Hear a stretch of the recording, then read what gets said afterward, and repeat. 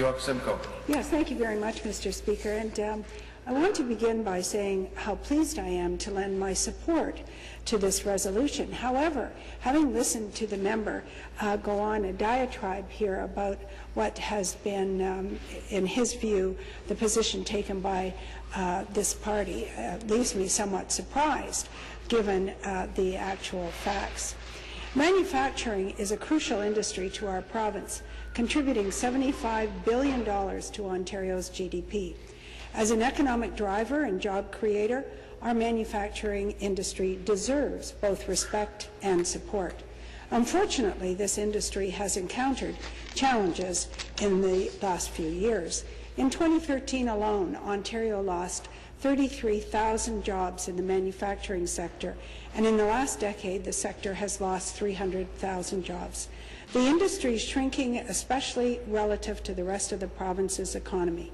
In 2002, manufacturing contributed more than 20% of Ontario's GDP, but by 2013, this number had shrunk to 12%. Mr. Speaker, since the Liberal government in 2003 has failed the manufacturing sector, I know that one of the most difficult challenges is the skyrocketing cost of energy, which has deeply affected the way in which businesses are able to operate. Many in the manufacturing sector are packing up and finding more affordable places to do business, including Caterpillar, Stelco, John Deere, Campbell Soup, Ford, just to name a few. In a statement from this past July, the Canadian Manufacturers and Exporters said, and I quote, "Manufacturers are facing tough economic times and rising energy costs which are hurting their ability to compete."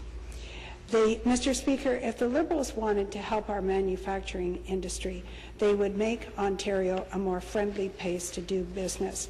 Instead of years of waste and mismanagement have forced upon both Ontario residents and businesses increased costs, such as the global adjustment cost on energy bills.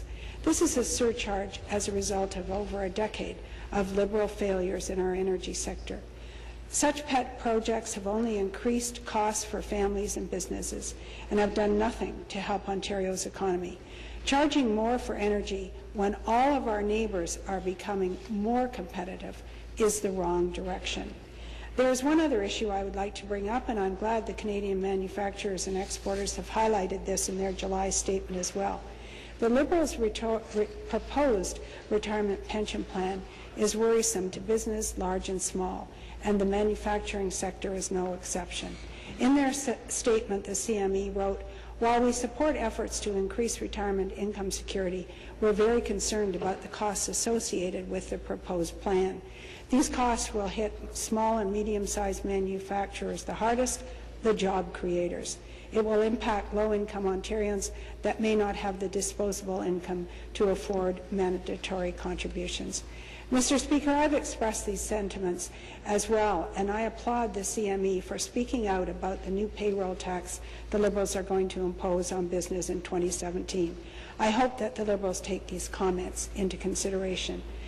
Mr. Speaker, I'd like to thank the Canadian Manufacturers and Exporters for the important work they do to advocate for the manufacturing industry, and would like to recognize the industry for their contributions in our province.